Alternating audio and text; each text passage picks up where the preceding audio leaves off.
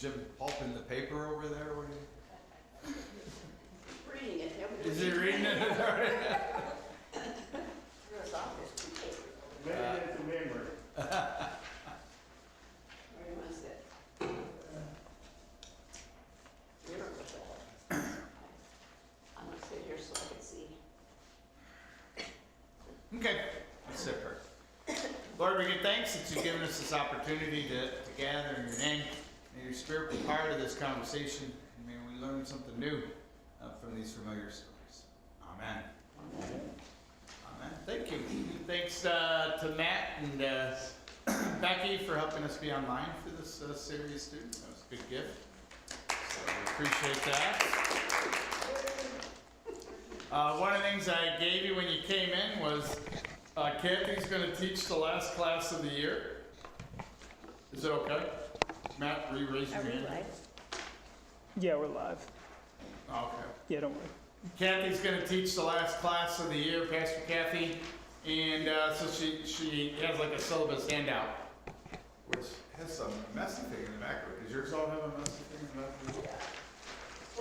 It's something on the drum in the copier, it's easier. Yeah. We got problems with that copier, which is the copier was crazy slow too, and the top thing isn't working. Yeah, none of that's good the week before Holy Week. So we need to get a copy guy out there. Anyways, yeah. So this is a syllabus. How much is enough? Financial peace and contentment. Plan for financial peace and contentment. So good stuff. So hopefully. Put in a disclaimer that this is based on material that I've been teaching for a long time. I haven't taught it since I retired, moved up here a couple of years ago, and it has nothing to do with the current stuff that's going on, the tariffs and the polio and the stock market. That's not why I never thought that. I've done Powell's book before. What's that called? Enough or giving? It's got God in the title, and it's got generosity in the title. Does he? Yeah. So, well, good. And so we're thankful to have Kathy with us to be able to do that. Okay. This is the only New Testament of these 5 that we've done. This is the only New Testament one, and I have a woman's anthology written about 10 years ago that I've been reading for this, and they had like 8 pages on Luke that I started reading today, because of course I hadn't started preparing for this until this afternoon. So I spent like 2 hours on these 8 pages of Luke that you won't hear anything about, but it was really interesting. Just kind of Luke's treatment of women in the Gospel of Luke, which is greater than all the other Gospels, but also problematic in ways that I hadn't known before, and it was the problematic that I hadn't known. So we'll touch a little bit about that. So Mary of Bethany. So this is the family, Mary, Martha, and Lazarus, and their siblings. And they all live in the town of Bethany. And their claim to fame is that they show up in both the John's Gospel and the Luke's Gospel. And if you know something about Gospels, then you probably know that Matthew, Mark, and Luke are related. The theory is that Mark was written first, and then Matthew and Luke used the Mark when they wrote theirs. And then Matthew and Luke also shared another story of Jesus that scholars call Q. And then they had their own sort of stack, each of them. So if you read Matthew, there's unique stuff to Matthew. There's shared stuff with Luke that scholars call Q. And then there's Mark, word for word in Mark. We're doing Matthew in our Bible study, and we're doing the parable of the sower. And the parable of the sower in Matthew is identical, nearly identical to Mark. The parable is, but then Mark has 2 other sections after it that are unique, Matthew has 2 other sections after it that are unique to Matthew, that aren't in Mark. And so this is weird, now that I've gone down a hole and you guys' eyes are glazing over. So this is weird because it's the same family and it's the same unit, And John, so it's not like just a coincidence that it's the same people. And you know, these stories of Jesus, these churches that created these gospels, they were hundreds of miles away from each other, we believe, and they were different parts of this community. And so for them to share this one story tells people that Mary, Martha, and Lazarus were probably pretty important to the early church, like the disciples are shared between John, Matthew, Mark, and Luke. And so it's so it makes scholars wonder who exactly they were in the early church, because so that's kind of the background. And then John's got these two stories that have Mary in it and I'm betting all three of these stories are pretty familiar to you. And you might not have realized just where they were. Okay? So I'll read the longest one first.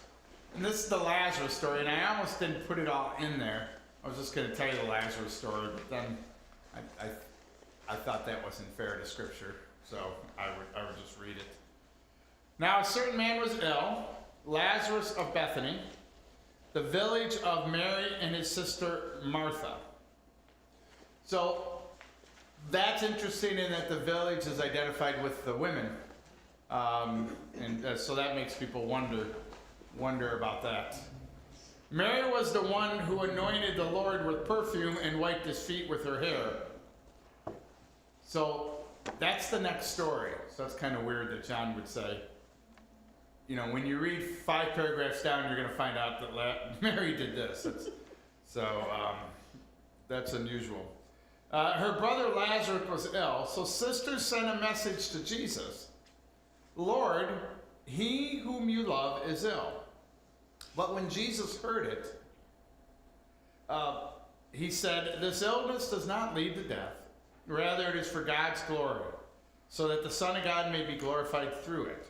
Accordingly, though Jesus loved Martha and her sister and Lazarus, after having heard that Lazarus was ill, he stayed 2 days longer in the place where he was. So what do we learn about Mary here? Not a trick question. Just what do we learn about Mary here? Who's her family? Martha, Lazarus. Okay. And they live in Bethany. Okay. And what's the plot of the story? Jesus didn't listen to Mary. Yeah. Lazarus is sick, and they ask Jesus to come, and Jesus doesn't come. And so an interesting part of the story is that Mary and Martha seem like they're in control. Like they reach out and they ask Jesus to come. They're not waiting around for this. It shows what? And faithful, believing that he could do something. Yeah, and believing it could. Which in fact Martha is going to be shown as crazy faithful here in a minute. Yeah. So they have a problem. What's the right thing to do when you have a problem? Is you turn to God and you turn to Jesus. So they're in a good light, I guess we should say. And they also care for their brother, and they want the best for their brother. And what does it also indicate about Jesus' relationship to him? Very close. Yeah, very close. Right? Yeah, so very close. So they're not saying that, hey, you know, we gave you a lot of money, can you come by to Bethany? They're saying, and that might have been the case, but they're saying something to the effect of, hey, your friend whom you love is here and he's very sick. Can you come? And Jesus says this illness does not lead to death, rather it is for God's glory. Does his illness lead to death? Yeah, it certainly does lead to death. And does it show God's glory? Yes. Yeah, and it certainly does show God's glory. So Jesus is kind of talking in a prophetic. Yeah, I was thinking of like a what's a puzzle? What's that called? Huh? A riddle? Yeah, like a riddle. Yeah, that's what I was thinking. Thank you. Okay, someone can read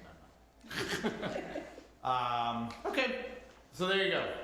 So we don't know much about Mary. Mary doesn't have much of a part. Mary doesn't really have much of a part in this whole story, honestly. But it's important to read in order to read the very next one where Mary's the star of the next story. So when Jesus arrived, he found that Lazarus had already been in the tomb for 4 days. I skipped a paragraph there. Jesus goes in someplace else and then heads to Bethany. Now Bethany was near Jerusalem, some 2 miles away, and many of the Jews had come to Martha and Mary to console them about their brother. When Martha heard that Jesus was coming, she went and she met Jesus, while Mary stayed at home. Martha said to Jesus, "Lord, if you had been here, my brother would not have died. But even now I know that God will give you whatever you ask of him." Jesus said to her, "Your brother will rise again." Martha said, "Well, I know he's going to rise again with the resurrection on the last day." Jesus said to her, "I am the resurrection and the life. Those who believe in me, even though they die, they will live. And everyone who lives and believes in me will never die. Do you believe this, Martha?"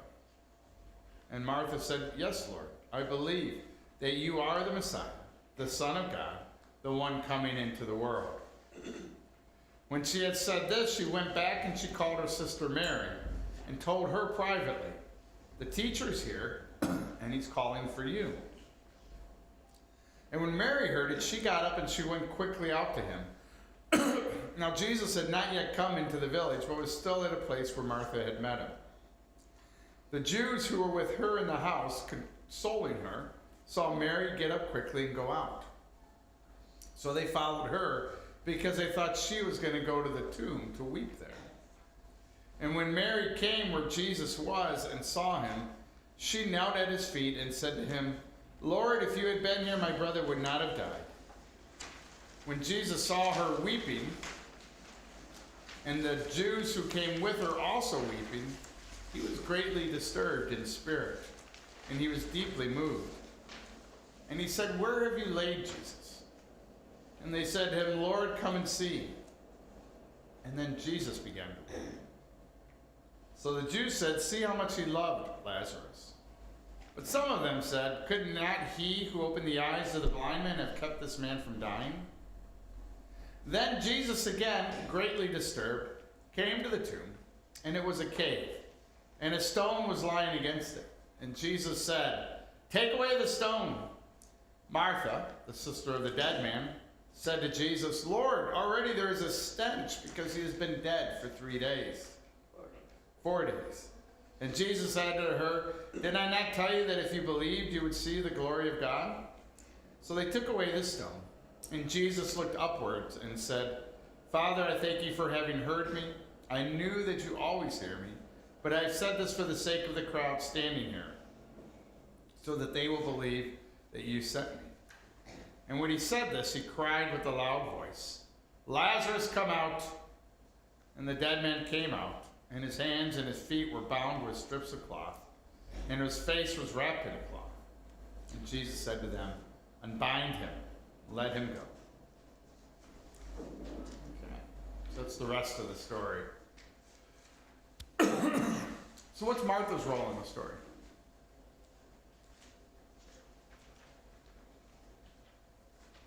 Probably like a messenger to Mary. She's one team, so she came out, and she heard, and she went back and told Mary. Yeah, she's kind of acting. I kind of thought she was acting like the oldest. I mean, she's kind of she's kind of acting like she, like she was in charge. And then she has this conversation with Martha, or with Jesus rather. Martha does. How would you describe that conversation? Because that conversation's really the important part of the story. Martha and Jesus' conversation.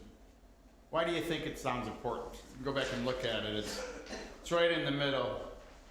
But even now, so it's these verses are so tiny, I don't know where it is, but I'm reading it. But even now I know that God will give you whatever you ask of him. And Jesus said, "Your brother will rise again." And Martha said, "I know that he will rise again in the resurrection on the last day." And Jesus said, "I am the resurrection and the life. Those who believe in me, even though they die, will live. And everyone who lives, believes in me, will never die. Do you believe this, Martha?" And she said, "Yes, Lord, I believe that you are the Messiah, the Son of God, the one coming into the world." So what's Martha's role in the story? Why does John have this story here for us? Pretty clear statement of faith. Yeah.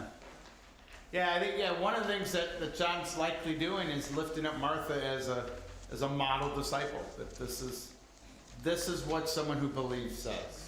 You know, that I believe you are the Messiah, the Savior. I believe that you are the Son of God, a relationship with God that even goes beyond what we think of Messiah, the Savior is going to be. And I believe you are coming into the world, which is a way of saying changing the world that we live in. You know, so this is kind of knocking down all of the marks that if you're a person of faith you should be hitting. So Martha does all that, and her faith doesn't waver, but yet she still wants her brother alive, right? So none of that makes her brother alive, which is probably something we know too, right? That she knows that she can trust the resurrection in the future, but yet her brother's still in that tomb, dead. So she shows great faith, and yet nothing seems to change. Then she goes and gets her sister, and sends her sister out there. So what's Mary's role in the story? In this part of the story? She brings witnesses. Huh? Not knowingly necessarily, but she brings witnesses. Yeah, she has a pretty minor role, and so a piece of it is that she's the one that brings everyone with her. So she's a vehicle if you're a storyteller. She's a vehicle to move the story forward. She's crying and weeping, and the crowd is crying and weeping. So she's the part of the story that allows Jesus to cry and weep. Which why do you think Jesus is crying? What's your guess? Close to Lazarus. He's sad. Yeah, so a piece of his weeping is that he's close to Lazarus himself. He's close to Mary.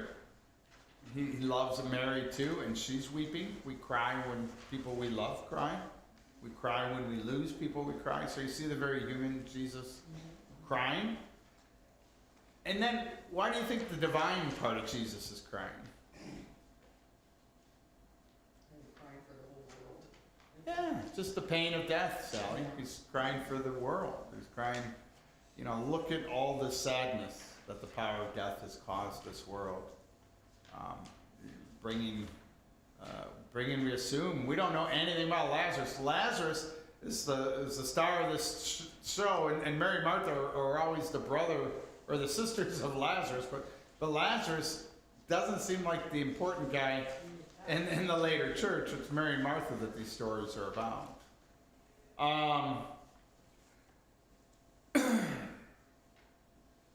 So, and then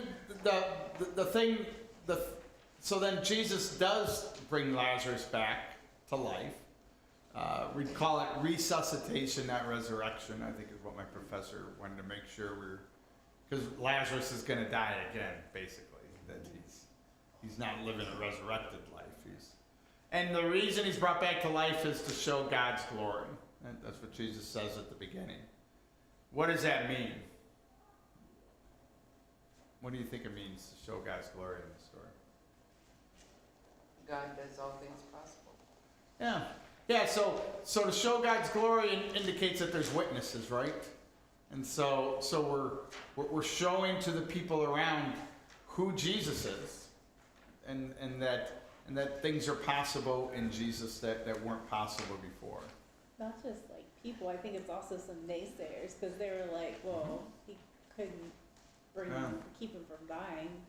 You made somebody see that was blind, but he can't do this. And so like when scholars talk about miracles and why they happen, why Jesus does miracles, it isn't to fix. They always want to say this. That it's not to fix like a micro problem in the world. It's to fix a macro problem in the world. So what Jesus is doing in this Lazarus story is showing us God's power over death.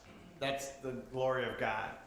It isn't to bring one good guy back to life. And that's probably important to say because you and I have people that die and we believe like Martha believes and yet they don't walk out of a tomb. And so it's probably good to say what's the difference here than there. And that's what it is. It sounds like that. All the miracles of Jesus in the four Gospels look like what the end of time is going to look like. So they're miracles of feasts, all the bread and fish that feed 5,000, because that's the lame will walk and the blind will see, so that we have specific blind people and people that can't walk that now can. I mean, so they're miracles that communicate to the world what the world is going to look like, what God's intention for the world is, and that's God's glory. Does that make sense? It's probably something we can't say enough out loud. Okay, so when you're done with the story, and we're done with the story now, we could spend hours on Lazarus' story, but we're done with it now. What do we walk away thinking about Mary right now?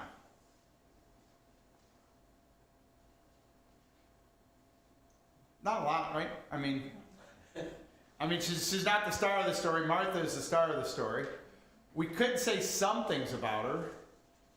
And we said some of those, that she's the sister of Lazarus and she lives in Bethany, loves her brother deeply, loves Jesus, right? We could say that. That seems evident. They said something about Mary knowing that Jesus is dead. Well, that's going to be the next story. Okay. Why John says that right there, I don't know. He needed a better editor, right, Pastor Kathy?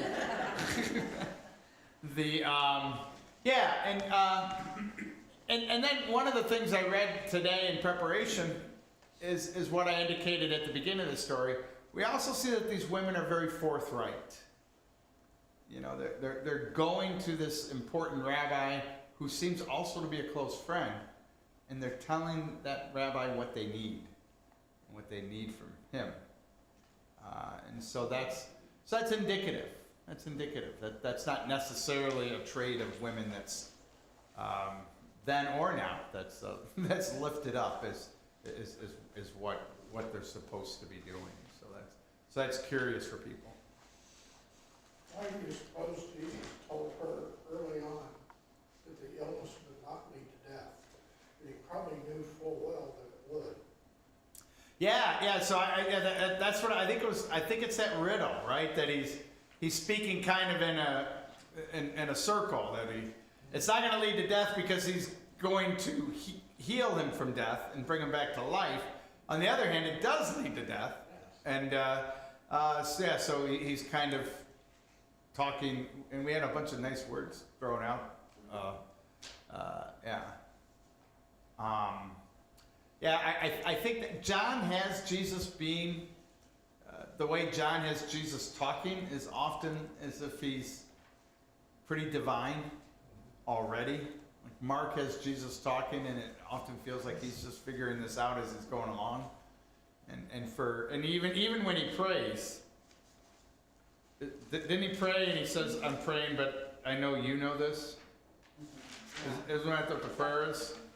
Right at the end. I knew that you always hear me. Yeah, exactly. So he's going through the motions here because I got all these people around, but I know I don't have to. I know all I have to do is think, and you hear this prayer. So Seems almost like from a storytelling perspective too, of knowing that they're forthright and go to him and say, can you just if he was like, yeah, no, I got other things to do, they'd probably be like, well, hold on. But when he says it's not going to bring death, then they're able to go back and let that unfold. Yeah, and it doesn't make for a bad story too, right? I mean, so John's obviously working hard to tell a good story that we're going to be engaged in, and then ask at the end, like Jim said, that's weird that he said this, and then he did, and then poke at it. So the very next thing that's going to happen after this Lazarus story, and I didn't put this in there, but the Pharisees are going to get together and they're going to decide that this guy's got to go. Okay, so that's the next paragraph, that they got to kill Jesus. Okay, and then And then right after that paragraph, we get to, I'm like turning these pages over and over again. We get to we get to John 12, 1 to 8. Okay? And this is a different time now. I'm not sure how much different time, but it's not like the same day, like Lazarus is still being unbound and things like that out there. 6 days before the Passover, Jesus came to Bethany, the home of Lazarus, whom he had raised from the dead. In case we'd forgotten that, it was 5 verses ago, by the way. There they gave a dinner for Lazarus, or Jesus rather. Martha served, and Lazarus was one of those at the table with him. And Mary took a pound of costly perfume made of pure nard and anointed Jesus' feet and wiped them with her hair. And the house was filled with the fragrance of the perfume. But Judas Iscariot, one of his disciples, the one who was about to betray Jesus, said, I feel like Carol said that John just is one of those people that ruins the end of the movie. Oh, that's saying too much. If he had a wife, she'd be like, quiet and dumb. Just tell the story, write down now. But why was his perfume not sold for 300 denarii and the money given to the poor? And Judas said this not because he cared about the poor, but because he was a thief, and he kept the common purse, and he used to steal from that purse what was put into it. So John was not a Judas fan, right? So got that down. Jesus said, leave her alone. Mary brought it so that she might keep it for the day of my burial. You will always have the poor with you, but you do not always have me. So that's the story. Yes. Can I ask a Judas question? It's kind of off the side. I mean, I will not be Judas. It's about Judas. Why? So John's saying very clearly here, like he was a thief. He stole money from the common good, and Christ would know the purpose he was serving, and therefore allowing him to be one of the apostles. But what about the other disciples? Were they not like he's stealing stuff? Is that biblical that I forget that is conversation? I don't think there's anything else about it there. So, Yeah. so I think we're led to believe that the other disciples thought Judas was one of them and a leader with them. I don't think we have any indication that they thought. So, and part of what John's doing too, right, is we believe we know that this was written in 100 CE, right? So 70 years after Jesus. And it's written for his Christian community, and they certainly know who Judas is. So when John's telling the story, he's telling them, he's telling the story both, we believe, as someone who was intimate to Judas. So whether John himself was alive, or the disciple John was alive, or whether it's his disciples that are writing the story. John himself, you can imagine him saying, well, let me tell you about Judas. He not only betrayed Jesus, he was a skunk, from the beginning of the day. So that's how I hear it. But with the idea that they didn't know it at the time. But with the idea that they didn't know it at the time, yeah.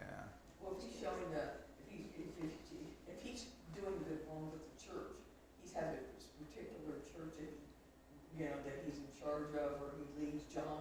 Right, Ephesus, I think. It might be a message or a lesson learned. Mm-hmm. Don't, costly perfume, remember,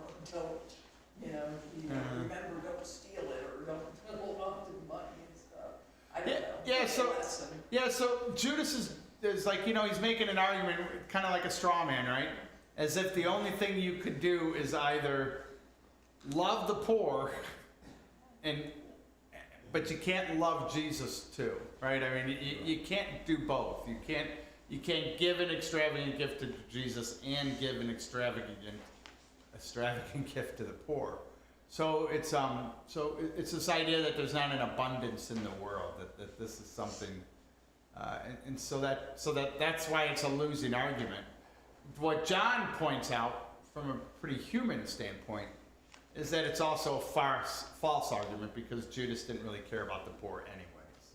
You don't really need that to move the story forward, but John is obviously not too happy with Judas, and so he throws it in, it feels like. Maybe it gives that sense too of Judas's level of faith, that he thinks there's a zero-sum game as opposed to Christ was able to provide Right. regardless. Yeah, I think, yeah, thanks, Melanie. I think that's a good correction, too. Yeah, that, Not a correction. no, but we're seeing something deep about who Judas is, Yeah. too.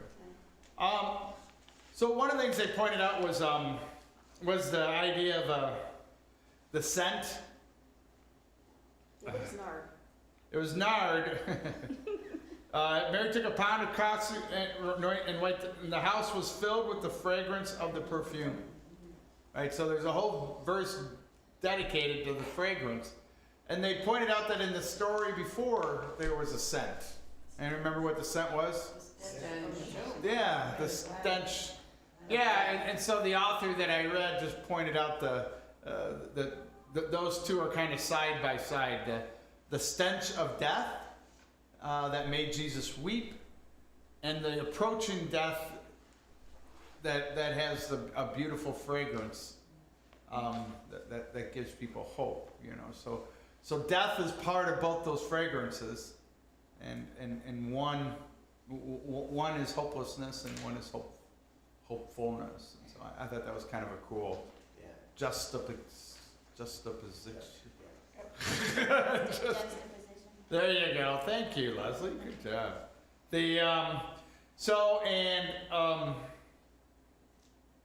And then the other piece is that abundance part, which we watch it.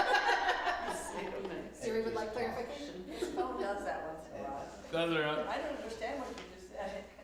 He didn't say anything. I got a friend that when we're like sitting visiting, I'll just start listening to TikToks. Like it's almost like they'll be talking. They're not even like a Bluetooth. They'll just be talking. It's like words while we're going. And I'm like, okay, well that's a choice. So we talked about abundance being part of this already. You know, this idea that it's not a zero-sum game, as Melanie said. That abundance is an important piece of what's happening here. So a little nard wouldn't have been great. A lot of nard would have been wonderful. And it reminds me when I was in seminary in the 90s that we were working on this lesson, and they tied it to the Saturday Vigil, and they had a video of a Saturday Vigil done probably in the 80s. This is in the 90s, and probably a Roman Catholic church, I'm guessing. But anyways, they had these catechumens. Catechumens? Cumens? No, cumens. No, I got the right word, but I might be saying it wrong. But they're people that are ready to be baptized after a series in Lent of examination and things like that. And they get baptized on the vigil, right at midnight, right before Easter, and it's the tradition. And so they're getting baptized, and it's this beautiful church, and it's this big waiting pool, and so they get led. These adults get led in by the priests into this pool, and they cover them with water in this pool, like in this huge motion of water. And then they take them out, and then they anoint them with oil, and they anoint them with oil they each have like a chalice of oil that they pour over the tops of their head as it comes down. Yeah, so they're adults that are like soaked, and now there's oil that's just coming down off the top of their head. And the reason we were seeing it, because it was really cool looking, right? And it was this idea of abundance that in our waters of baptism, there's just more that we receive from God than we can ever imagine, and so that ritual kind of lifted that up, and that was the point the professor was making with that, and so I thought that was kind of neat.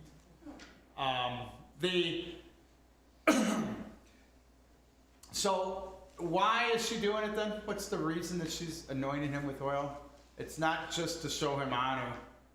She has a specific purpose. Is it in preparation for his ultimate death that's coming up? She wouldn't know that, but. Yeah, she does seem to know that. It is what it is. Right? So she comes in there to anoint him with oil in order because that's what happens when someone dies. Female relatives of the person who dies comes in with the body, and they massage oil into that body, perfumed oil too, because death stinks.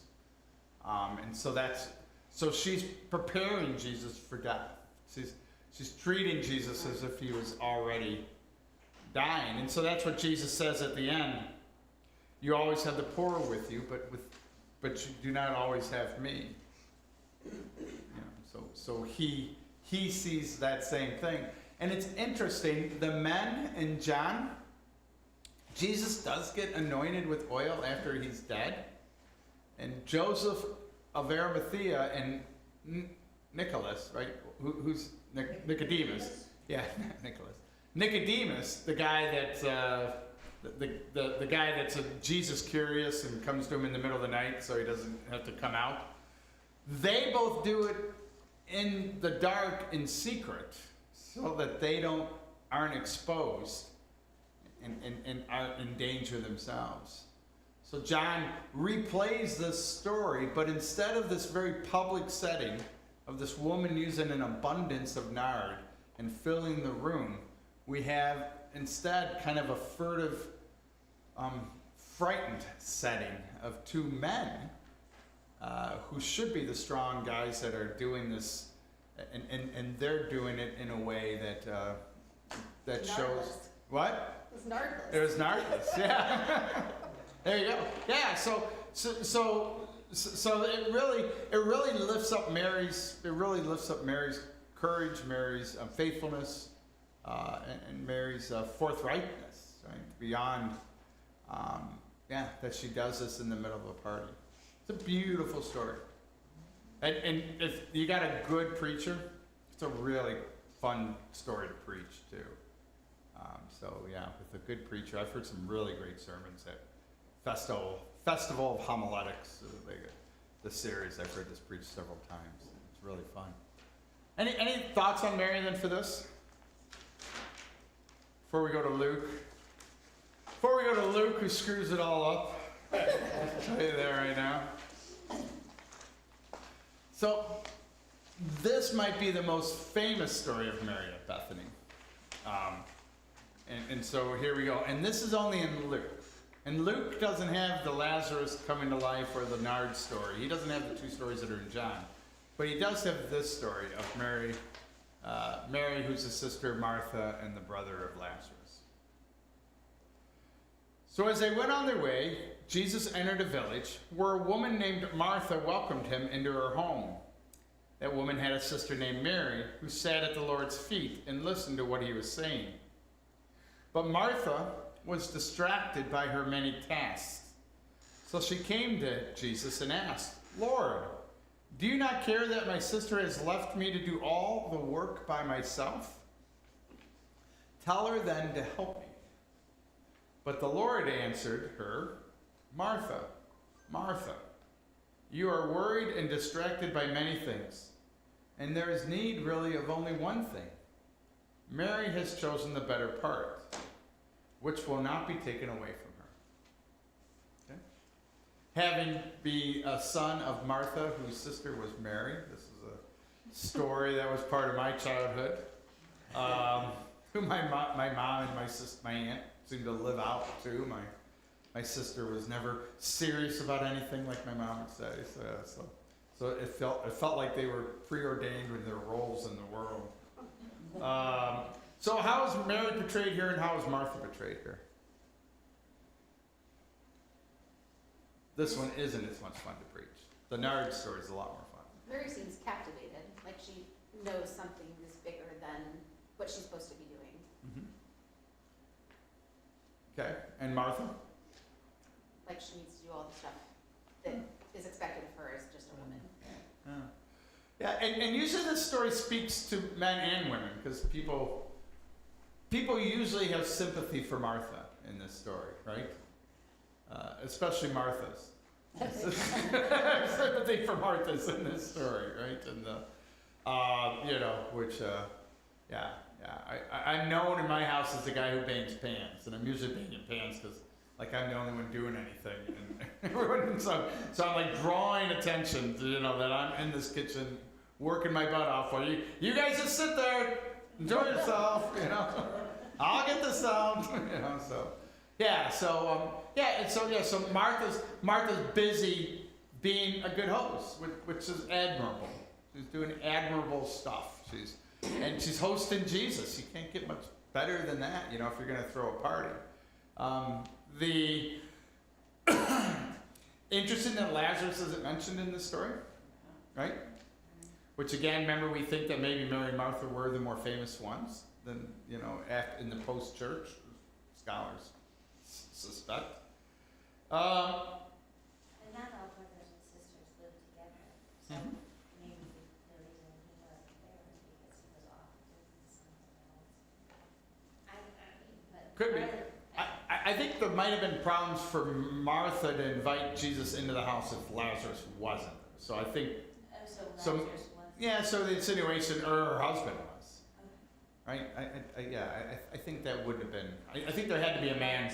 There had to be a man floating around in this story somewhere, or Jesus wouldn't have been coming in that house. Because we don't really ever hear about their marital status either. It feels as though they're not married, but we don't know that.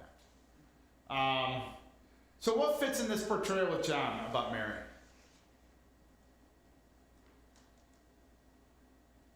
She's devout and she's very loyal to Jesus. Yeah, this attachment, this faithfulness, I think is probably, sitting at his feet. That feels like something that Mary would do, who, washes him with expensive nard, who cries with him at the tomb of her brother. I mean, this feels like the same person, doesn't it? Jim, do you want to add to that? Well, we did a class here once about this very subject, and it's always kind of torn me a little bit. I've even had a discussion with you about it one time. Where like I'm a detail person, so my mind is racing, thinking what needs to be done next, all that kind of stuff, and so I identify more with Martha. And if I would being an usher, which I used to do a lot, then I'm thinking, the lights, and we're going to count the congregation, we're going to do the collection, we're going to get the communion up, we got to, all the things that are your responsibility when you're the usher. And you and I talked once about how you enjoyed going to a service at the university. Seminary, yeah, back when they had it. Now you can just worship, because if you're, I'm sure Kathy can identify with this. If you're the pastor, you got a million things going through your mind about what has to be done when, and making sure, and calling audibles and getting all this together, So the distraction of that takes away from the emotion of the worship if that's, you don't have to do that. And so I always empathize with Martha because the dinner wouldn't have gone off without somebody to worry about the details. Where Mary's out doing the right thing, she's absorbing the beauty and the truth of Jesus, and Martha's missing part of it, but I always wonder, where do you land in this scenario? And I tend to think my role is more Martha than Mary. So I think the lesson, there's a lesson here, right? That there's, the better part is to enjoy the presence of Jesus when we're in the presence of Jesus, and that there's goodness in the midst of that. And that gets balanced with the reality that Jesus was there to eat, and that chicken's not killing itself and and going in the pot on its own. I mean, so that's that sort of rhythm of holding that balance and knowing when the best part. Claire's going to tell her last story here, and in the story, I believe the way it ends, I edited the story from the author and gave it to Claire. And the way it ends, I'm pretty sure, is that Martha sits down then after this happens with Mary, and listens to the story. So that's so that's the so it's taking that moment of being in the midst. And as you indicated, for pastors, it is hard to do that in the midst of a worship service you're running. You know, that you're obligated to make worship worshipful for you guys, and so that comes at the expense of worship for us. So. I'm gonna finish here these last 5 minutes with poking at this story a little bit by a real famous theologian of the last 20 years, Elizabeth Fiorenza. And so a couple things here. There's a lot of women named in Luke, a lot more than the other Gospels. Okay, so that's there's 10 named women in Luke, and if you don't count the genealogy, there's 40 men named in Luke. So there's still a lot more men, but 10 is more than the other Gospels, and it's a lot of named women. There's paired stories too, which is interesting, which kind of shows the breadth of the resurrection. And the two examples I give is the good shepherd is a man looking for lost sheep, and the woman is sweeping looking for the lost coin. The mother has a son that's healed in Luke, and the father has a daughter that's healed in Luke. So this pairing of stories that God comes for salvation for both men and women seems to be intentional in Luke, which is a wonderful thing.